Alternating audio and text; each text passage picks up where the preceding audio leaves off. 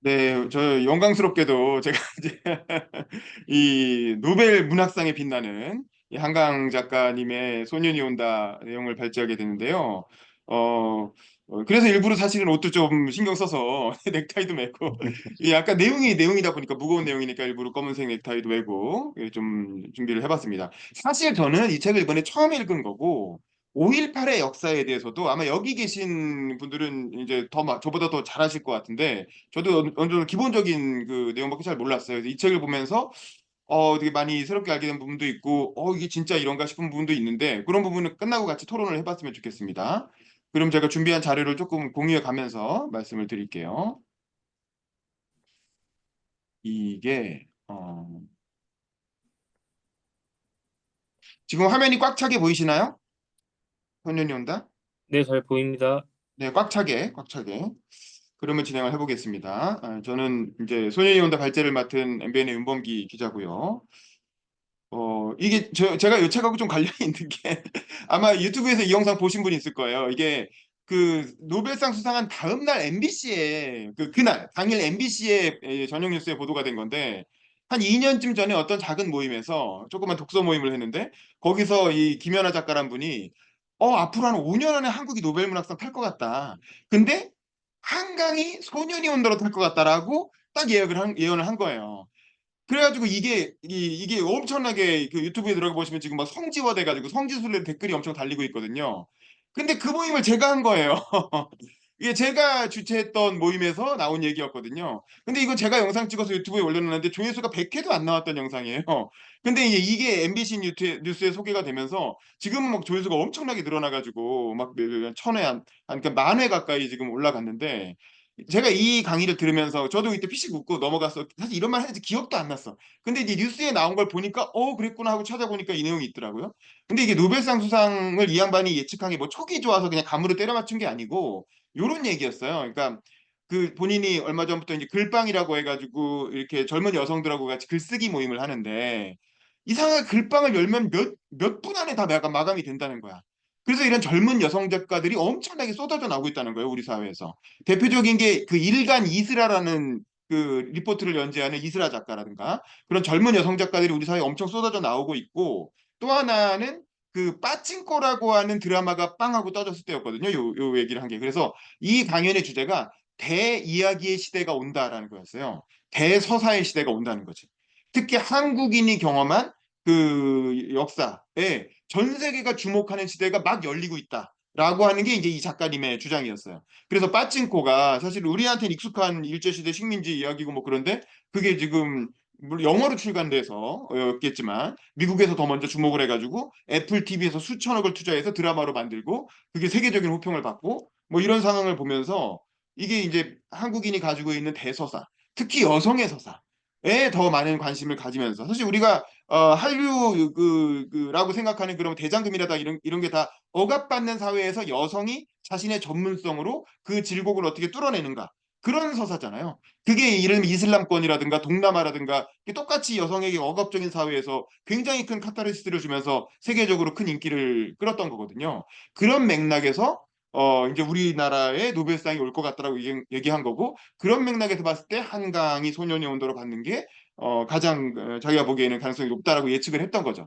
근데 이제 그때는 네, 네, 그러네 하고 웃고 넘어갔는데 실제로 받고 나니까 이게 엄청난 사건이 됐고 그리고 이 책을 다시 읽어보니까 정말 그렇구나라는 생각이 들었어요. 왜냐면 한강의 소설이 진짜 오로지 개인적인 서사를 얘기한 게 아니고 우리 공동체가 함께 겪은 그런 대서사에 관한 이야기잖아요. 5.18도 그렇고 4.3도 그렇고 뭐 그래서 이제 그런 것들이 뭔가 이제 이 세계와 공명하는 시대가 온 게 아닌가 그런 생각이 들었고 그래서 제가 이 뉴스를 보고 한강 책을 내가 한 번도 안 읽은 게 너무 부끄러운 거야. 사실 채식주의자 때도 있었고 뭐 멘부코상 때도 꽤 이슈가 됐잖아요. 근데 세상에 내가 그래도 대한민국에서 내 나이 77년생 중에서는 가장 책을 많이 읽는다고 자부하는 사람인데 한강 책을 한 번도 안 읽고 살았다는 게 이게 좀 창피하다. 그래서 냅다 서점에 가가지고 책을 샀습니다. 근데 알다시피 이 당시에 이 책이 뭐 그렇게 잘 팔린 책도 아니었고 그래서 서점에서 구할 수가 없었는데 그러니까 광화문 교보문고로 냅다 뛰어갔죠. 그랬더니 다음날 광화문 교보문고에서 엄청나게 많은 사람들이 한강책을 사고 있는데 저도 그래서 냅다 한 권을 딱 사가지고 계산하는 장면이 뉴스에 딱 나온 거예요. 어쩐지 그날 가보니까 카메라들이 엄청나게 많이 와 있는 거야. 광화문 교보문고에. 그래서 여기저기서 막 KBS 찍고 있고 MBC도 찍고 있고 그랬는데 이건 SBS였죠. SBS가 찍고 있는 장면에 제가 딱 책사하는 장면이 이렇게 딱 찍혀서 그날 저녁 뉴스에 제가 또 본의 아니게 저도 나름 직업이 방송 기자인데 이렇게 타사 뉴스에 출연하는 거 되게 오랜만에 뭐 이런 해프닝이 있었습니다. 참고로 저희 회사는 아예 아침 일찍 와가지고 오픈런 그 교보문고 문 열기 전에 줄 서 있던 걸 이미 찍고 갔더라고. 그래서 저는 오후에 가가지고 이제 저희 회사 뉴스에는 안 잡혔습니다. 그러니까 뭐 이런 일이 있었고 그래서 사실 이 소년이 온다를 읽으면서 저도 깜짝 놀라갖고 이게 어떻게 된 일인가라고 찾아봤더니 아시다시피 실제 사건이 있었어요. 그 문재영 열사라고 하는 이게 사실 이 실제 사건은 고등학교 1학년이에요. 광주상고 1학년 안종필 문재학 두 분이 이제 이렇게 이 도청이잖아요. 그 도청 진압되고 난 직후에 이 외신 기자들이 들어가서 찍은 사진인데 거기에 보면 이제 이렇게 고등학교 1학년들이 이렇게 총에 맞아서 돌아가신 사진이 뭐 당시에 이제 그 교련복이라고 하죠. 저도 고등학교 때 이런 옷 입고 군사훈련 받고 그랬었는데 이 교련복을 입고 돌아가신 사진이 이렇게 있었고 이분의 어머님이 뭐 증언한 영상도 유튜브에 많이 있죠. 그래서 그 문재양 열사를 모델로 왜냐면 고등학교 1학년이니까 이 소설상의 동호 주인공은 중학교 3학년인데 비슷하잖아요. 그래서 아마 이 문재양 열사, 이 도청에서 마지막까지 도청을 사수하다 돌아가신 문재양 열사를 이제 모티브로 한 게 아니냐라고 일반적으로 그렇게 알려져 있는 것 같습니다. 이 사건에 이제 한강 작가가 이 책의 에필로그를 보시면 이거 관련해서 한 두 달 가까이 아무것도 하지 않고 글도 쓰지 않고 뭐 딴 활동도 하지 않고 오로지 자료만 읽었다는 거 아닙니까? 그래서 오로지 자료를 읽으면서 이 5.18에 관해서 특히 이 그 문제학지 사건에 대해서 쭉 조사를 했고 그걸 가지고 나름대로 이제 각색 뭐 물론 이름도 바꾸고 상황도 좀 바꿨죠. 그렇게 해가지고 만들어낸 소설이 이 소년이 온다. 라고 이제 할 수 있을 것 같고요. 그래서 이제 이게 총 6챕터로 돼 있고 마지막에 에필로그가 붙어 있잖아요. 근데 에필로그는 이제 이 한강 작가가 직접 이 소설을 쓰기 위해서 취재한 과정, 이제 그 얘기가 적혀 있는 내용이고 물론 그것도 사실과는 조금 다르지만 어쨌든 각색을 해서 적혀 있고 그다음에 1장부터 6장까지의 내용인데 이게 시점은 5.18로부터 시작해서 조금씩 뒤로 가면서 나중에 한 20년 뒤의 이야기까지 이렇게 장장 이제 이게 2014년에 나온 책이니까 5.18은 1980년이잖아요. 그러니까 사실상 34년 후에 쓴 책인데 어쨌든 그 과정에서 겪었던 다양한 인물들의 이야기가 분상극으로 이어지는 이제 뭐 그런 얘기라고 할 수 있죠. 우리가 마치 1987년 영화 다양한 주인공들이 나와서 조금씩 자기 역할을 해가지고 거대한 유월항쟁이라는 흐름으로 이어지는 것처럼 이 책도 그런 것들이 이어집니다. 근데 이제 1장의 내용은 1장의 제목은 어린 새고 이게 바로 동호회 이야기죠. 근데 좀 인상적인 것은 여기서 동호를 나라고 지칭하지 않고 너라고 지칭하고 있어요. 그래서 너는 이렇게 해가지고 동호를 표현할 때는 너라는 표현을 쓰고 있습니다. 그래서 이제 중학교 3학년 동호회 이야기인데 동호가 이제 도청에서 하는 일부터 소개를 하죠. 동호가 이제 그 도청에서 이제 시신들이 막 실려오니까 도청에서 거기에 이렇게 일종의 일종의 영안실 같은 걸 만들어 놓고 시신들을 하나씩 모으고 이제 관을 짜가지고 관에다가 안치하고 그걸 태극기로 덮고 그리고 애국가를 불러주면서 이제 애도를 하는 그런 일을 이제 동호가 기록하고 신원을 대충 이렇게 대충 나이라든가 인상착이라든가 옷을 입은 거라든가 그런 특징들을 기록을 해놔야 유족들이 찾아왔을 때 대충 어떤 사람이더라고 하면 그 사람이 하고 이게 찾아서 안내할 수가 있잖아요.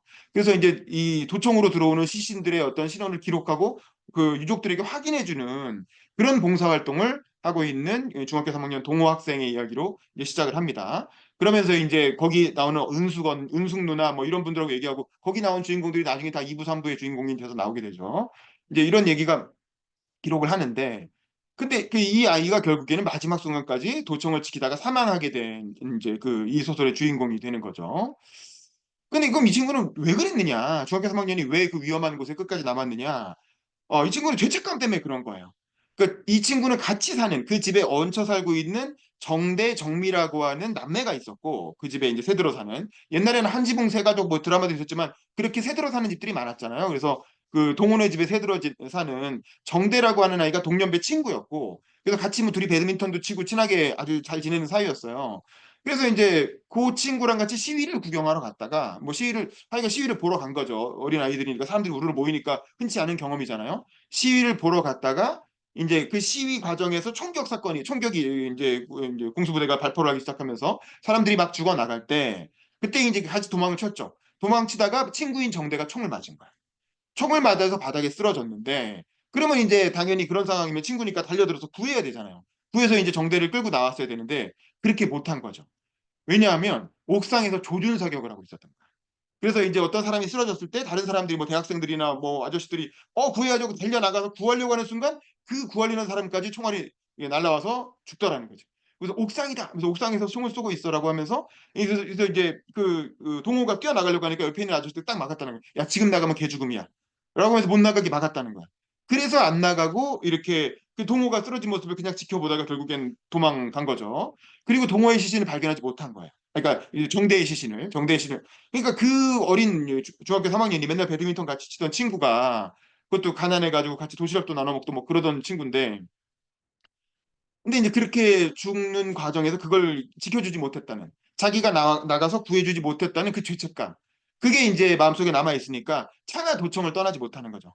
차마 도청을 떠나지 못하고 마지막까지 도청을 지켰던 것이고 결국 이제 정대를 구하지 못한 죄책감과 함께 또 그 누나 얘기도 나오죠. 사실 그 정대가 그 시위에 갔던 이유는 누나를 먼저 잃어버렸기 때문이거든요. 그래서 누나를 찾으려고 하다 보니까 이제 그런 사단이 나게 된 건데 어쨌든 그 정대와 정미 남매가 이 사건에서 둘 다 사망하게 됩니다. 그러면서 이제 누나한테 거기 같이 일하던 거기서 자원봉사를 같이 하던 뭐 은숙이 누나 뭐 이런 누나한테 물어보죠. 아니 왜 시신을 태극기로 감싸고 애국가를 왜 부르냐?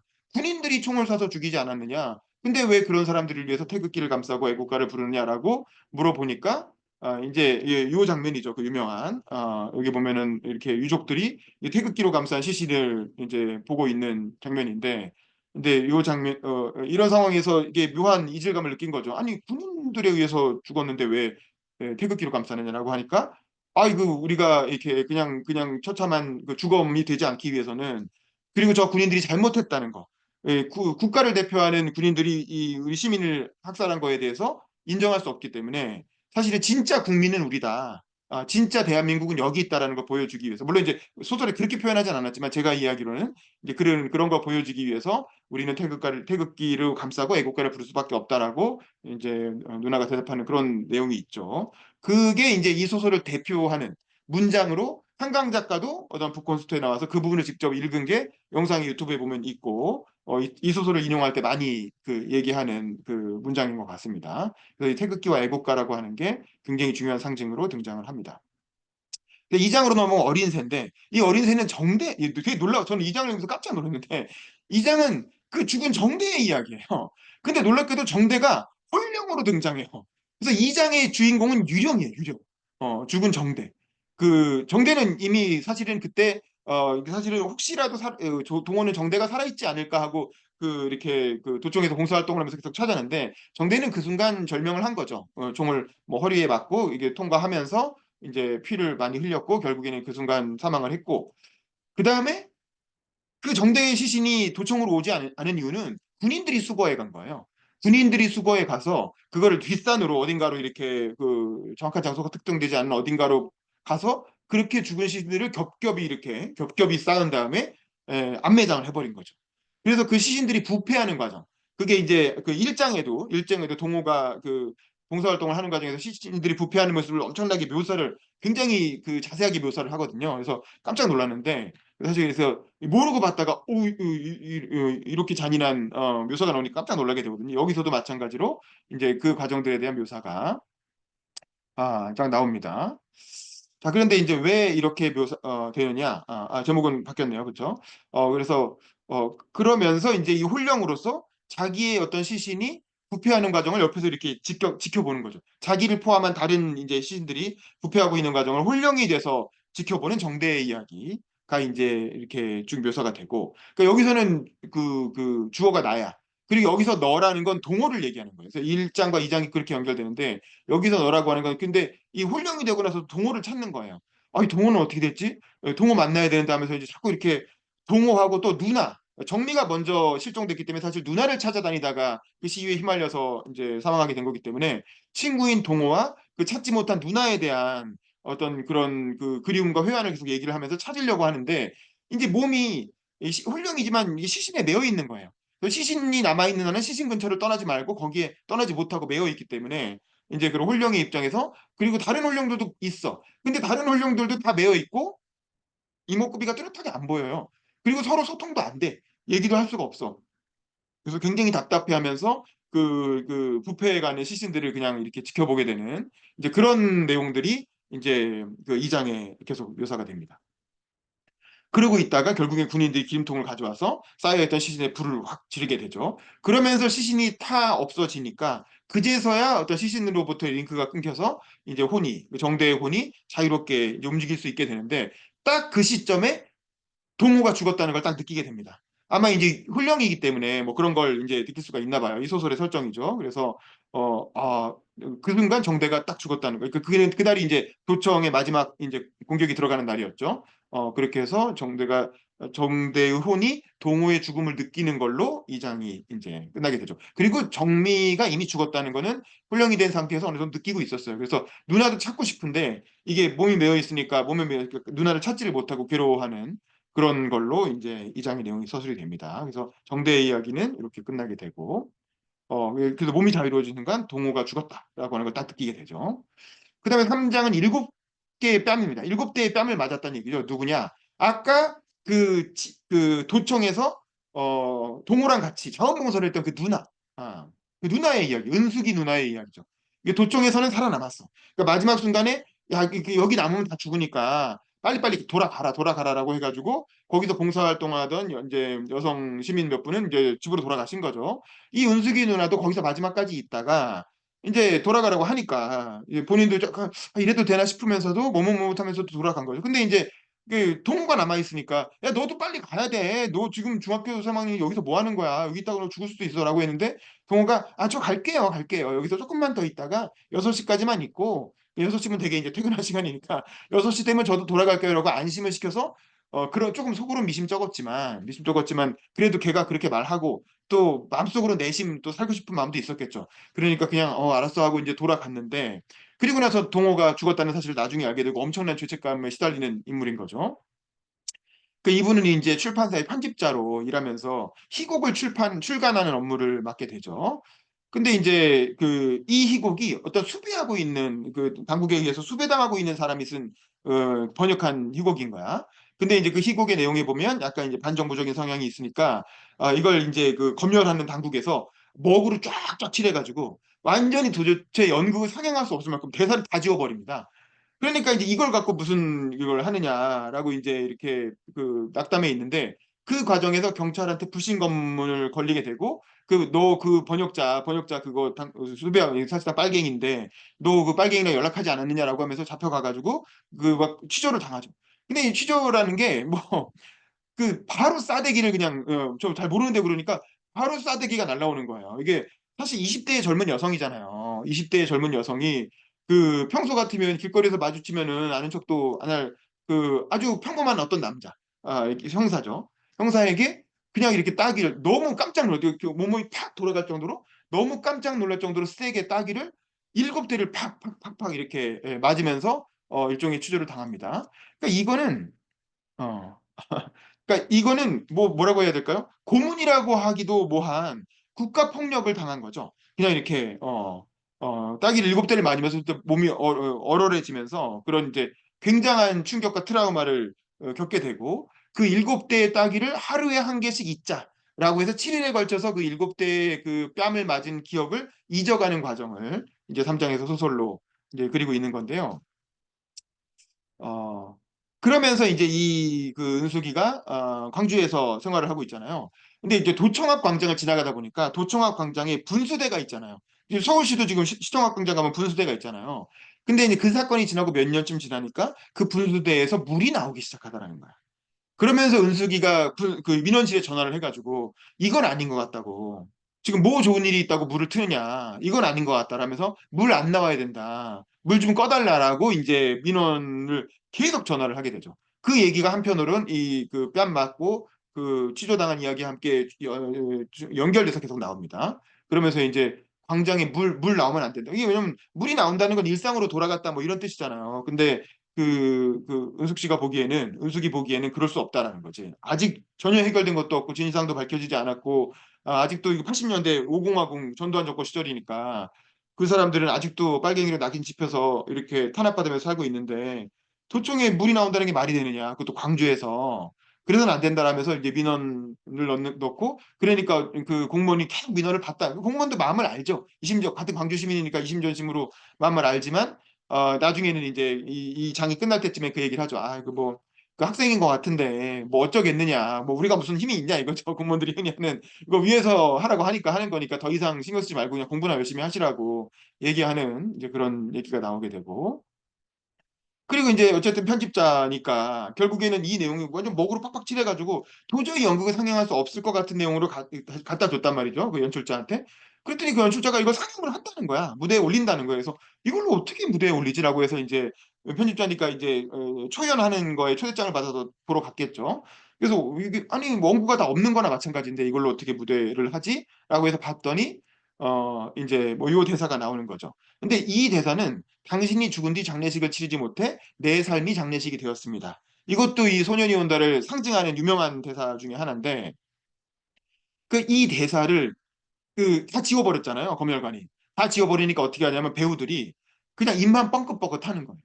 근데 이제 이 편집자는 그걸 자기가 편집을 했기 때문에 대사를 알잖아요. 그러니까 입 모양을 보면 아는 거죠.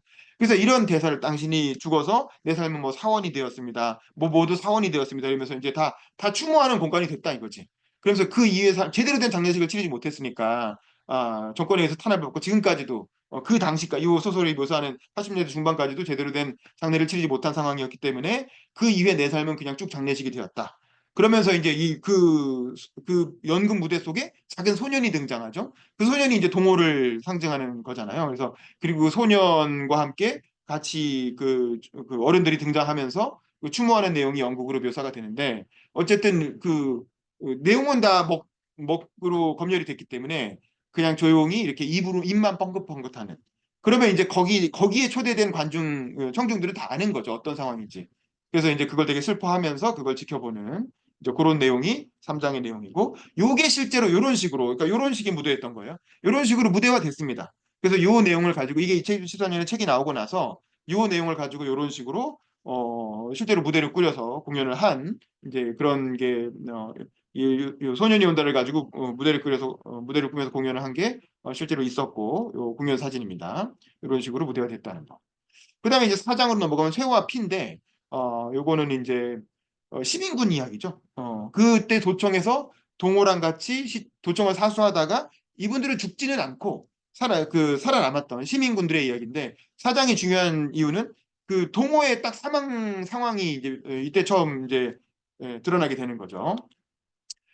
이 시민군 나와 이제 김진수라고 하는 사람의 이야기가 이제 같이 나오는데 이 시민군들이 이제 감옥에 갇혀 있잖아요. 갇혀 있는데 이 손마다 손가락마다 다 약솜을 끼고 있는 거야. 왜 약솜을 끼고 있나 봤더니 기본적으로 고문을 이렇게 손가락에 모나미 볼펜 이렇게 끼워 놓고 이렇게 줄이를 트는 그런 고문을 해가지고 나중엔 손가락이 다 살점이 떨어져 나가서 흰 뼈가 보일 정도로 그렇게 고문을 당했다는 거고 그다음에 이제 아주 좁은 방에 뭐 몇십 명을 몰아놓고 따닥따닥 이렇게 붙여놓고 그다음에 이제 음식을 먹을 때 식판을 하나를 주고 둘이 나눠 먹게 하고 그러면 이제 저쪽이 많이 먹으면 내가 적게 먹게 되잖아요. 그거 갖고 엄청나게 이제 서로 나중에는 감정 상해 갖고 싸우게 되고 뭐 그렇게 아주 비인간적인 어떤 그 상황을 강요하면서 수감 생활을 하는 뭐 이야기들이 나오고 그러니까 이제 전두환 정권이 그 5.18에 참여했던 그 시민군들에게 어떤 그 고문과 악행을 저질렀는가라고 하는 내용들이 쭉 묘사가 되는 거죠.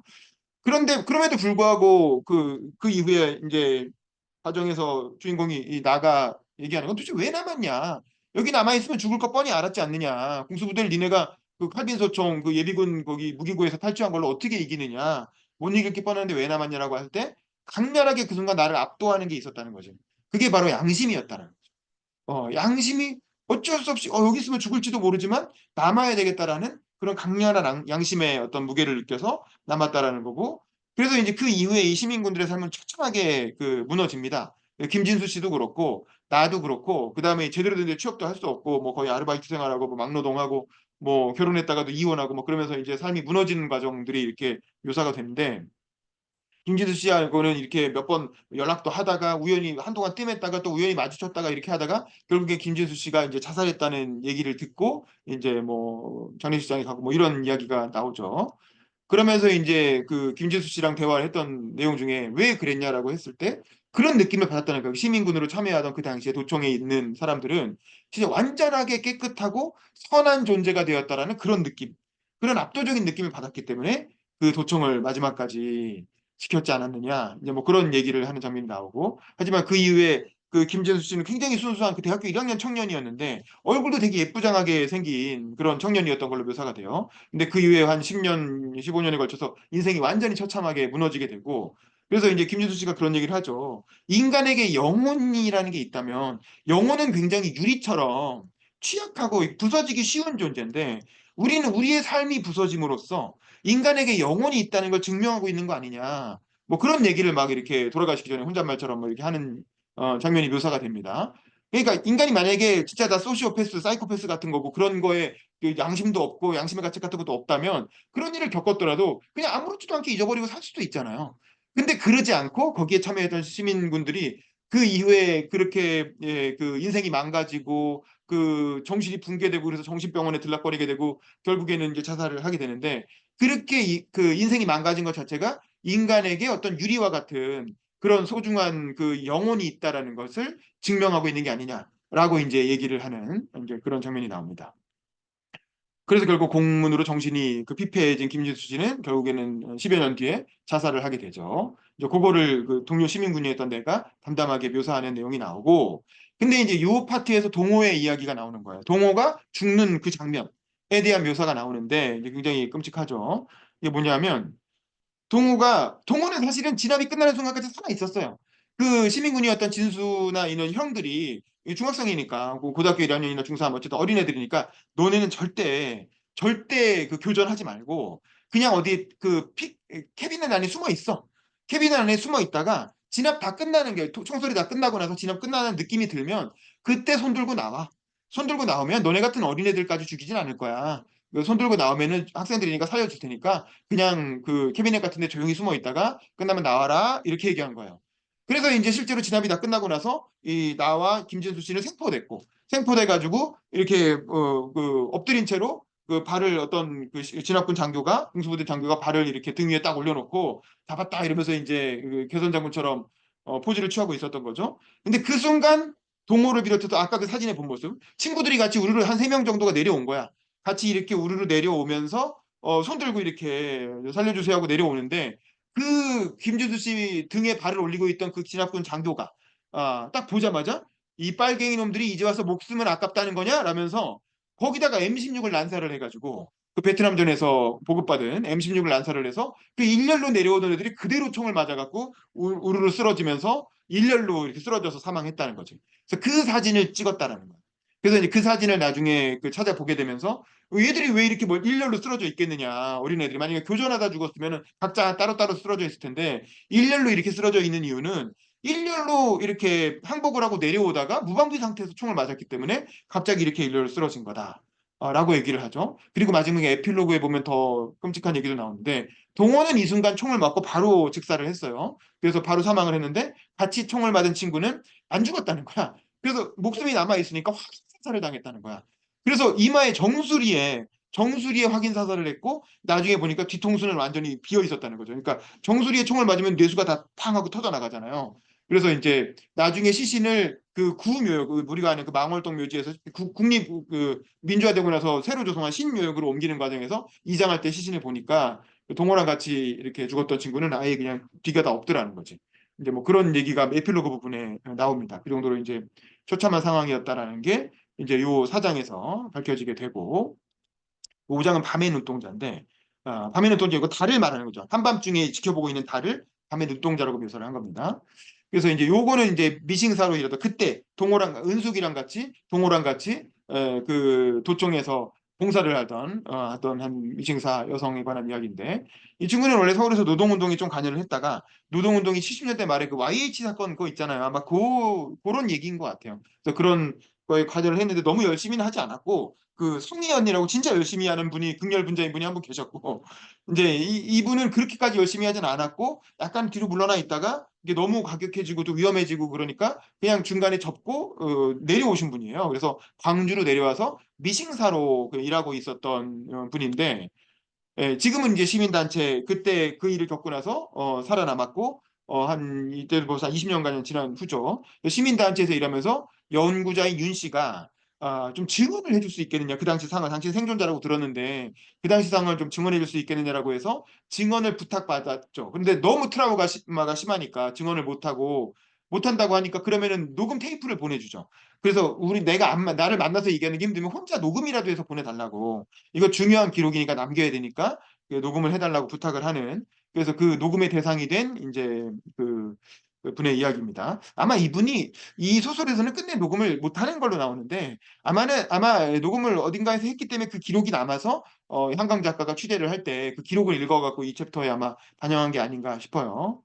그래서 이제 이분은 어쨌든 그 운동한 전력이 있고 체포 당시에 이분은 이제 여성이었기 때문에 밖에 나가갖고 아마 시민들 상대로 방송을 했다는 거예요. 그 불을 켜주세요. 뭐 그 우리 화려한 휴가란 영화에 보면 우리를 잊지 말아주세요라고 막 이렇게 연설하는 이효원 씨가 연설하는 그 차 타고 다니면서 방송하는 장면이 나오잖아요. 막 그런 역할이었던 것 같고 그 불이라도 켜주세요라고 이제 얘기하는 연설을 했다고 합니다. 근데 어쨌든 잡혔을 당시에 총을 들고 있었고 그다음에 찾아보니까 이 미싱사 경력이 있고 노동운동을 했던 전력이 있는 거야.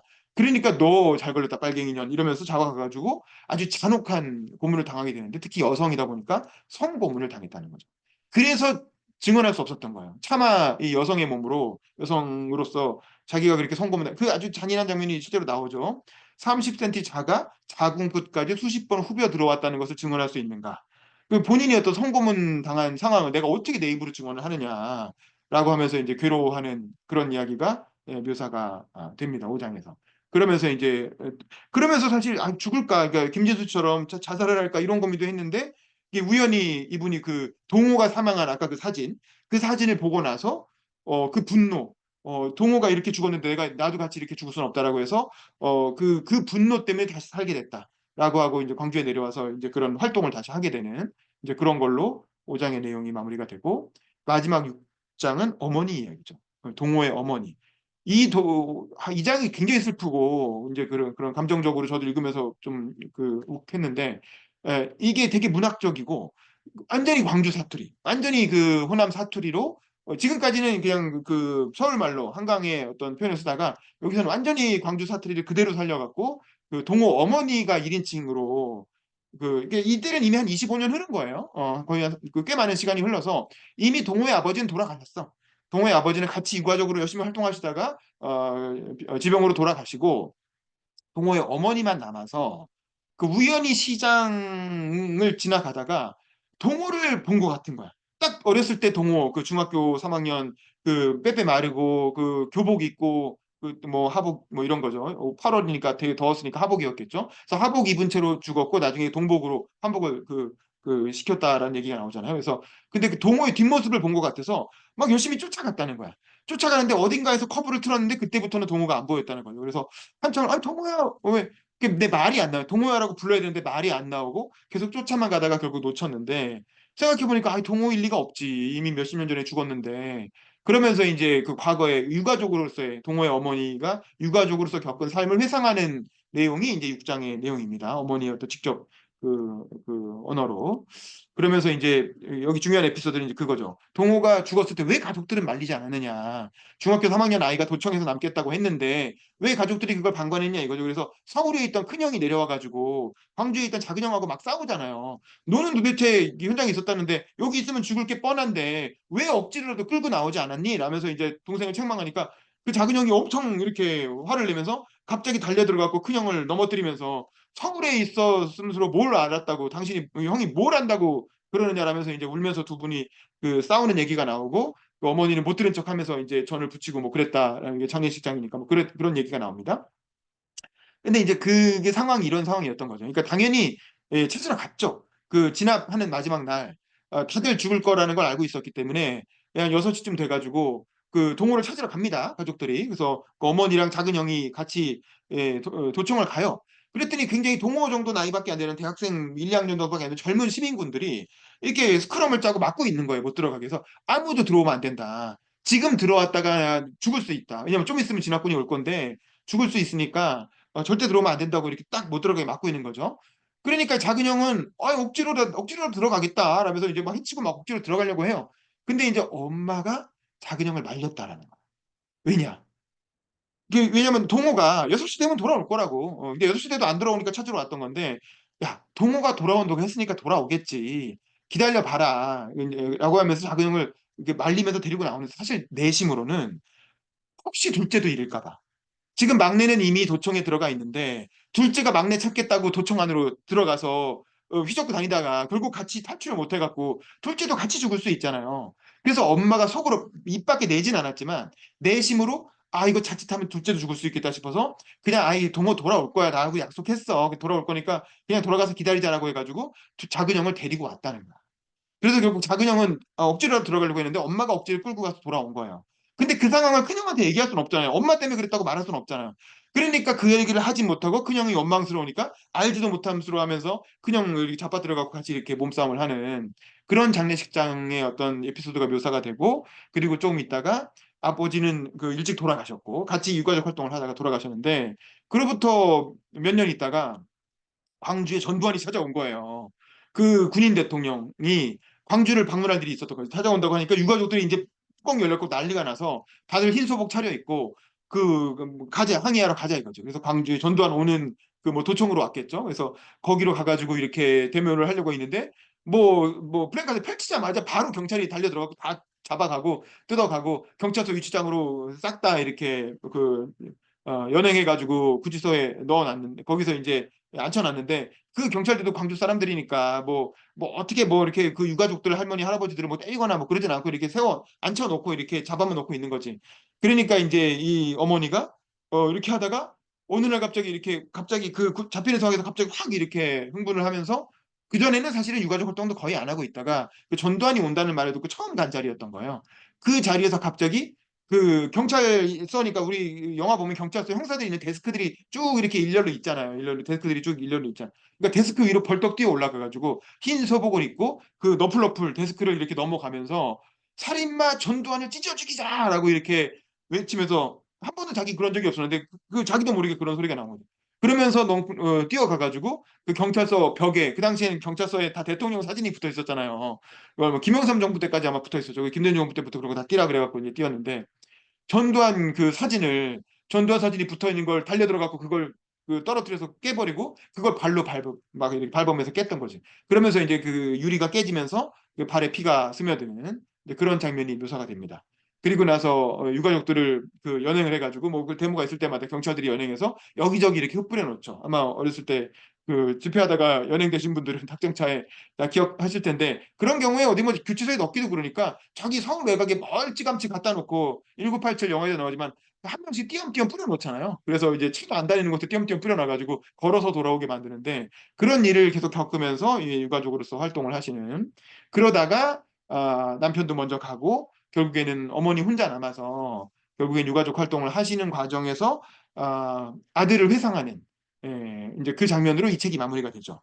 그러면서 나오는 게 동호가 어렸을 때 아주 아기 때부터 동호의 어떤 일상을 묘사를 해요. 그러면서 그 부분이 굉장히 감동적이고 슬프고 뭐 눈물이 핑 돌고 그렇죠. 그래서 그걸 이제 아주 그 호남 사투리로 묘사를 하면서 쭉 이야기가 흘러가다가 마지막 순간의 묘사가 뭐냐면 항상 이제 동호가 어렸을 때 아주 굉장히 개구장이고 밝고 그래갖고 자꾸 자기를 같이 둘이서 어디 천편가인가요? 어딘가를 갔다는 거야. 항상 이제 어딘가를 둘이 가는데 어머니는 이제 이왕이면 햇빛이 비치니까 그늘로 가고 싶어갖고 나무 밑에 그늘로 이렇게 걸어가면 동호는 꼭 엄마 손을 붙잡고 햇빛 쪽으로 끌고 갔다는 거예요. 그러면서 아니 왜 자꾸 어두운 데로 가려 그러냐고 엄마 절로 가 이러면서 이제 엄마 손을 붙잡고 이제 저기 햇빛 비치는 곳으로 그쪽으로 가자고 저기 보면 꽃도 폈지 않냐. 그래서 꽃핀 쪽으로 가자. 꽃핀 쪽으로 가자라고 하면서 엄마 손을 붙잡고 가는 걸로. 그걸로 해서 마지막 문장이 꽃핀 쪽으로죠. 그래서 엄마 절로 가, 꽃핀 쪽으로라고 하면서 그 동호가 마지막으로 이렇게 했던 것을 이렇게 묘사를 하면서 이 책의 6장이 끝나게 됩니다. 그 부분은 그야말로 되게 문학적인 부분이라 제가 그냥 그 부분만 몇 문장 읽어보면 뭐 그런 거죠. 그 엄마 저쪽으로 가. 기왕이면 햇빛 있는 대로. 못 이기는 척 나는 한없이 네 손에 끌려 걸어갔제. 엄마야, 저기 밝은 데는 꽃도 많이 폈네. 왜 캄캄한 데로 가? 저쪽으로 가. 꽃핀 쪽으로. 이렇게 하면서 이 책이 끝납니다. 여기까지가 이 책의 내용이고, 그 다음에 마지막에는 에필로그는 눈 덮인 램프라고 해서 이제 그 작가가 한강 작가가 이 소설을 기획하게 된 계기와 그러니까 어렸을 때 10살 때니까 한강 작가 70년생이잖아요. 1980년에 5.18이 터졌으니까 딱 10살 때잖아요. 그러니까 어린애들이 혹시 들을까 봐 아빠들이 어른들이 그 숨죽이면 이거 광주에 살았으니까 숨죽이면서 조심조심 하던 얘기를 들었고 그리고 어른들이 우연히 구해온 그 사진첩 그 당시 그 참혹한 시신들을 찍은 사진첩을 몰래 숨겨놨는데 한강 작가가 어린 마음에 그걸 한번 이렇게 들춰봤다가 자기 나이 자기보다 몇 살 많은 그 어린 소녀가 그 총검에 찔려갖고 이렇게 얼굴이 반쯤 갈라서 죽은 사진을 보면서 그 내 마음속에 내가 있는지도 몰랐던 어떤 연약한 것이 깨어졌다. 뭐 이런 표현을 쓰죠. 그러면서 이게 이 책을 구상하고 쓰게 되는 과정에 관한 이야기 그리고 이 소설에 다 담지 못한 에필로그를 조금 정리한 게 이 책의 그 에필로그 부분에 나오는 내용입니다. 자, 이렇게 해서 책에 대한 아, 리뷰를 마치도록 하겠습니다. 네, 감사합니다. 네, 발표해 네, 주신 우리 발표해 주신 우리 윤범기 기자님께 다시 한번 큰 박수 부탁드리겠습니다. 감사합니다. 네네. 정말 그 기자님 뭐 평소에도 이렇게 아주 이렇게 샤프하시지만 또 스마트하시게 이렇게 딱 정리를 갖다가 일목요연하게 너무 잘해 주셔가지고 참 감사드리고요. 일단 이제 우리가 일단 강의를 청해 들었으니까 한번 전부 다 좀 돌아가면서 이제 간략하게나마 이렇게 소감 한번